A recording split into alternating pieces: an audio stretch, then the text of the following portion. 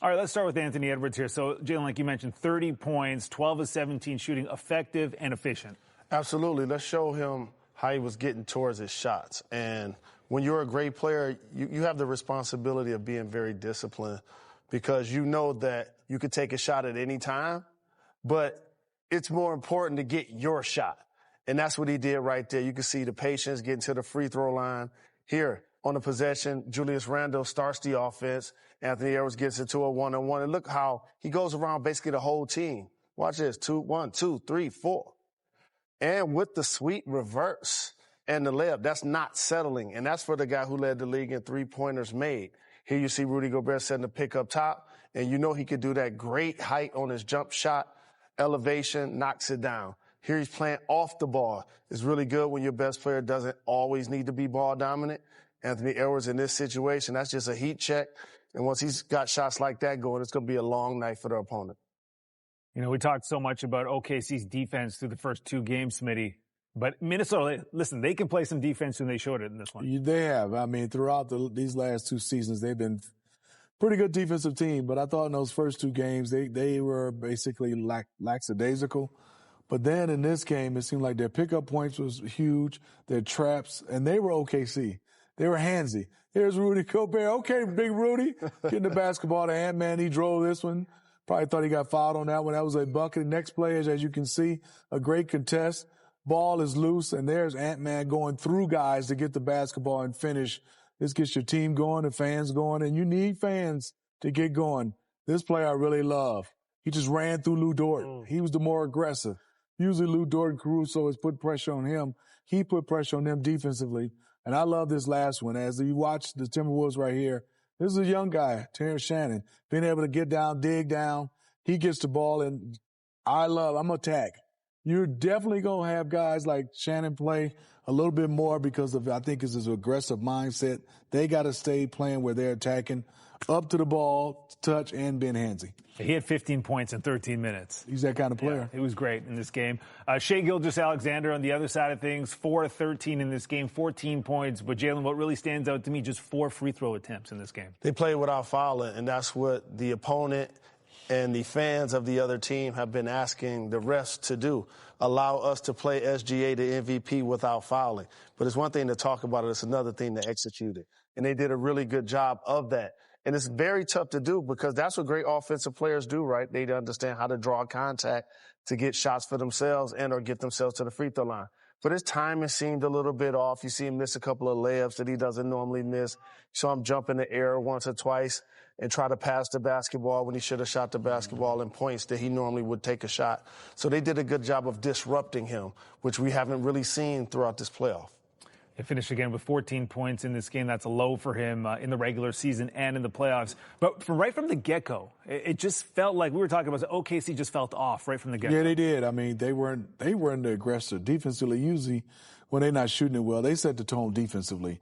I mean, I think they came in and obviously was a little bit hesitant, didn't understand the magnitude of how hard Minnesota was going to play. But, you know, it is home court advantage for OKC. They took care of business. Now Minnesota saying we'll take care of business. We talked about it. It's not the losses, it's how you lost. Right. Let's see where they can go from this mental blowout from OKC. 143-101 the final. Let's hear from Chris Finch, who's now at the podium.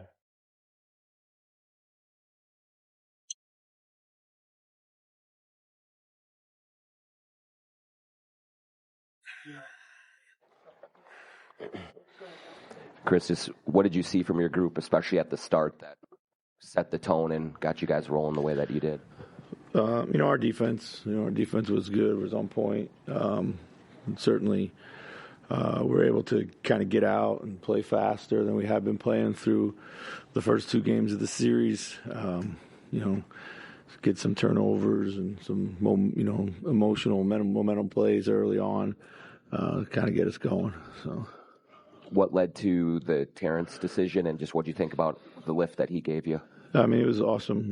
Came in. I've been wrestling with getting another guy in the rotation. We played Jalen a little bit the other day. I just, a guy who can stretch the floor in transition. He's a downhill player. Got a good body. Physicality. We needed some physicality out there.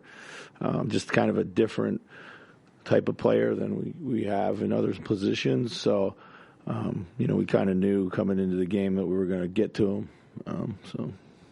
Ant obviously scored a lot in the first, but his defensive tenacity, the way he attacked the glass, just what did you think of the tone he seemed to set for the entire team? Yeah, I mean, that's what we need him to do, and that's when he does it. It takes us to another level. I thought that's what was really, really big in the first quarter. He got a couple of those steals. He was all over the place. He knew that we needed that type of start from our defense, and he brought it. He was really, really good. Coach, with the way that Terrence played and the fact that he had big minutes for you, can we see him play a bit more going forward? What could his role look like in Game 4? You're definitely going to see him more.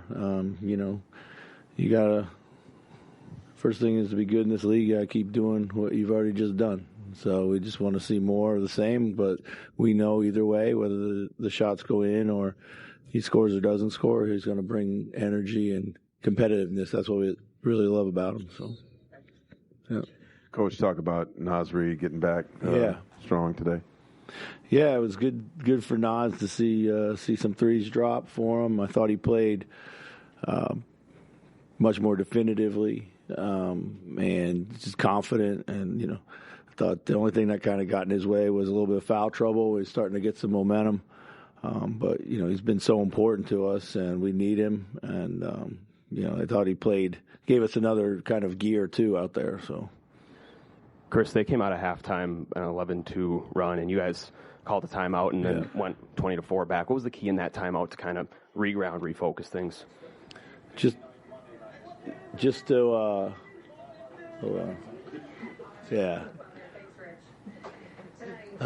welcome to Minnesota.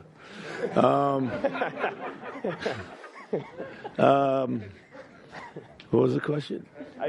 In the spirit of refocusing out of that, what was the key of refocusing out of halftime? Oh, the timeout. Yeah, I mean, that was just it. It was refocus. We've had second half starts like that before when we've played really well in the first half. I just thought we were a little sloppy with our passing, a little loose with our defense. These guys came back from, 30-plus against Memphis. Just in this playoffs recently, they're an outstanding team. They're not going to quit. So we started giving up threes, which we didn't want to do at that point in time, and then we had an and one. So it was just a combination of the guys really refocused, came out and not just got back in the game, but grew the lead from beyond what it was at half. So all credit to those guys. So. Even in the stretches where you played well in the first two games, you didn't kind of reach maybe this level where you just kind of thrashed them. Is there something psychologically for this team at this moment in the series that now you can accomplish this against this team? First of all, shots went in today, and they hadn't gone in games 1 and 2, and that's just the nature of it sometimes. So, we don't feel psychologically disadvantaged when we step out on the floor. I don't know if that answers your question or not. So we just had to kind of keep finding a better game within ourselves. We hadn't really played our best basketball. All credit to them at times for affecting that. Tonight I think we just were able to put it all together and got to do it again. So. Coach, it seemed like you guys were really aggressive, especially jumping passing lanes, getting deflections, especially early on. Was that a point of emphasis coming into tonight? Well, we wanted to be the aggressor and everything. Yeah, absolutely. So, guys knew what type of defense we can play. We don't feel that we've been playing it. We felt most of the series we've been on our heels defensively. I think that was a mindset switch that we realized. So. Guys, got aggressive, and that's what you need to do right now. So. What did you guys do better and or differently against Gilgeous-Alexander tonight? You want me to tell you? He didn't have as good of a game. I mean, like I said, we just were more aggressive everywhere. I thought we were a little cleaner around him with. Didn't foul. Just our competitiveness was at all-time high. He is a phenomenal player, man, and he's not going to have too many nights like this. So we feel fortunate for that, and we'll move on to Monday. When you lose 2 games in the fashion that you lost the first 2 games, the confidence can be kind of shaken. Did you sense any of that, notice any of that? And if so, kind of to what Chris was saying, is that's kind of an emotional boost moving forward? Yeah, I mean, we have. I didn't sense any loss of confidence from our team. You know, I sensed frustration that we hadn't played well, and you know, I hadn't shot the ball well. But we were, like I said to you, pregame, we were happy with the shots that we were able to generate, in particularly game 2. And you know, I think we had a couple 4 or 5 minute periods where. In both games where they do what they do, which is turn you over at a high level and get into you, turn it into quick points at the other end of the floor. And, you know, we were able to avoid that tonight. And that's really kind of what it came down to. So. Chris, all right, let's move on to Coach Daigneault after OKC's Game 3 loss. Mark, the start of this game, did you feel like it was more energy on their part versus your part, or an execution thing, or maybe a combination of the two that just you all didn't get off to the start that you wanted to? Yeah, certainly a combination. Credit them. First of all, they were ready to play, and they did everything better than us from the jump tonight. So dug ourselves a hole. Thought we tried to drum it up a couple different times, but they did a good job of holding us off as well. So we can learn from it. Obviously not our best punch, but again, tip our hat to them for going and getting the game the way they did. Mark, you guys have scored almost at will, it feels like, in the paint this series. Why do you think that changed tonight? I'm not sure. I mean, we'll go back and look at it. It was a combination of things. I thought their defensive pressure and physicality definitely stood out early, and they were definitely throwing the first punch in the game. That had a lot to do with it. Schematically, they were a little different tonight, but not a ton. I just thought they were way more physical than we were forceful on that end of the floor, and they were way more forceful than we were physical on the other end of the floor, and that's a tough combination. And this ended up being the biggest deficit of your season, but like, you were down 31 in the Memphis series. Obviously, you turned that game around. What felt different about this game that maybe led to the fact that you guys never really, bit into that lead? I can't hear you. I'm sorry. Yeah, sorry. I don't know if this mic's even working. Yeah. So obviously in the Memphis series, you go down. Biggest deficit. I got that. Right. So I guess, why do you feel like you couldn't bite into this lead today the way you did in that game? I mean, a combination of how they played and how we played. I mean, I would never discredit the effort that they put forth. I mean, they went and got the game tonight. They were way better than us, obviously, in every facet. Can't isolate it to one thing. They just holistically were much better than we were. And like I said, I thought we tried to drum up some energy at different points in the game, but they obviously were able to hold us off because they really ran through the 48 minutes tonight. Did you feel any different about the looks they got tonight? The looks? Yeah. I think we generate a lot more of a rhythm in the other games than we did tonight, and I thought that impacted our rhythm stepping into those shots, and so some of that, again, was them. I thought they did a great job offensively and defensively, especially from the jump, and some of that's us, and we need to, obviously address the stuff we can control and be a much better team in Game 4 if we want to give ourselves a better chance than we had tonight. Mark, were there some signs early in this one that were sort of concerning as far as effort or just intensity matching their physicality, anything like that? I mean, obviously they threw the first punch, but we've been so good all season at being able to take a punch and bounce back, take a punch and turn the game, amp up our whatever we need. And that wasn't the case as much tonight, but it's not like early, I was overly concerned. It's a 48-minute game, and we've been a team that's typically kept coming, but they just, give them credit. They kept their foot on the gas tonight. And we were just never able to give ourselves any traction in the game. I think I know the answer to this one, but confident you guys can just put this one behind you. It's been, who we are generally. We know the ebbs and flows of a playoff series.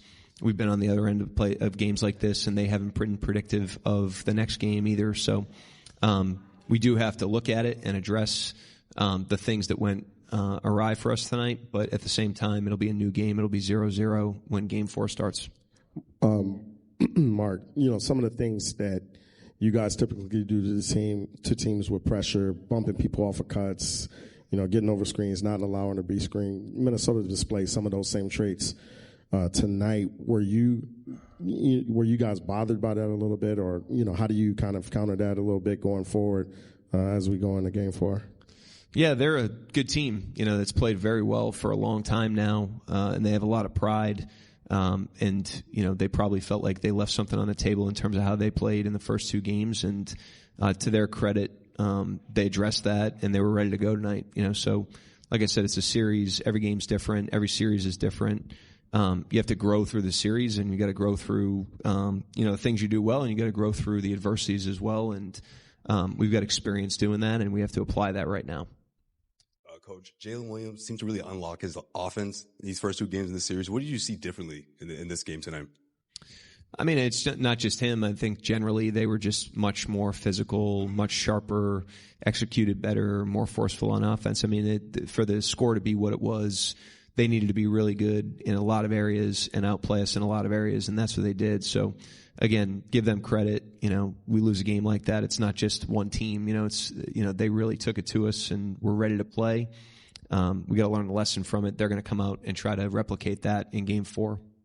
Why do you think Ant was able to seize control of the game the way he did, basically from the opening tip? Yeah, we just weren't able to bottle him up the way that we have the first couple games. Credit them for freeing him up. Credit him for the energy and the force that he played with.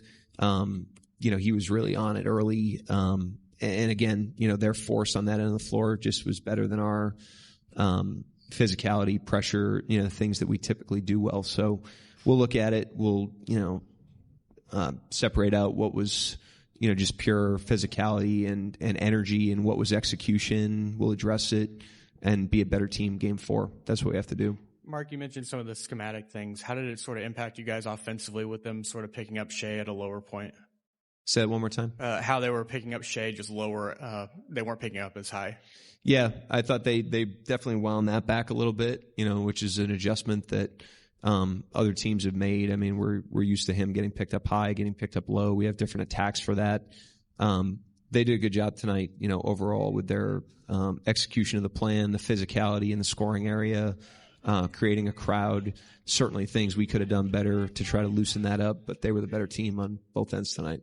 Went away from the double big lineup in the second half. Was that just trying to throw a different look at them? Yeah, just trying to get a little more fluidity on the floor and loosen them up. It was effective in the first couple of minutes. We made a nice run. We got it to 22, which for where we were was way more manageable than we had been in a while in that game. But yeah, I mean, just obviously I threw different guys out there tonight.